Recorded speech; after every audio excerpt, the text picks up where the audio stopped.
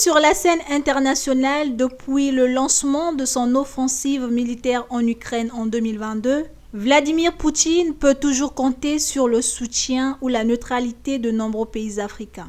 Il a accueilli à Saint-Pétersbourg, lors d'un déjeuner de travail, ses homologues africains pour un sommet Russie-Afrique. Lors de cette deuxième édition de ce sommet, après une première en 2019, les chefs d'État africains ont évoqué avec lui les mesures destinées à créer des conditions propices à une voie vers la paix entre la Russie et l'Ukraine.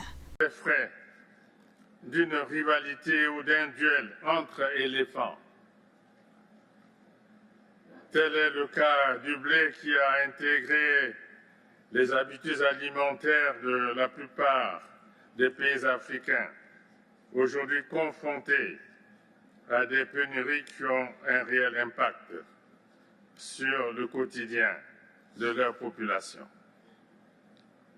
Pour une solution adéquate au conflit russo-ukrainien, l'initiative africaine ne doit ni être négligée, ni être sous-estimée. Une fois de plus, l'optimisme reste de mise, tant pour l'éventail des préoccupations qui seront abordées au cours de ce sommet, que pour la restauration de la paix dans cette partie du monde qui nous accueille aujourd'hui. Parmi les nuages qu'il faudrait dissiper, les inquiétudes des pays du continent après l'abandon par Moscou d'un accord qui permettait l'exportation de millions de tonnes de céréales ukrainiennes.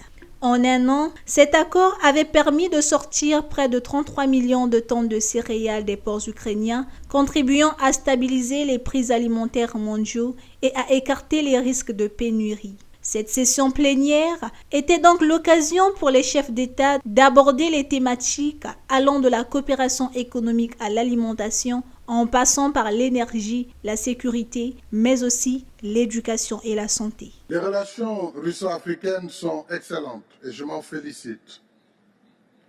Mais je pense que nous avons encore des efforts à faire pour donner un contenu plus consistant à notre coopération économique. Ensemble, notre continent et votre pays constituent un géant démographique et disposent de l'essentiel des ressources naturelles de la planète. Nous avons donc de quoi coopérer dans quasiment tous les domaines. Agriculture, agroalimentaire, industrie, hydrocarbures, mines, transport, industrie, technologie de l'information et de la communication, sécurité pour ne citer que cela. Cependant, Monsieur le Président, il nous faut bâtir des mécanismes adéquats et pragmatiques. Des mécanismes donc d'investissement, de financement et de partenariat. Le sommet Russie-Afrique est-il une voie vers un nouveau partenariat équitable et multiforme? La question reste posée.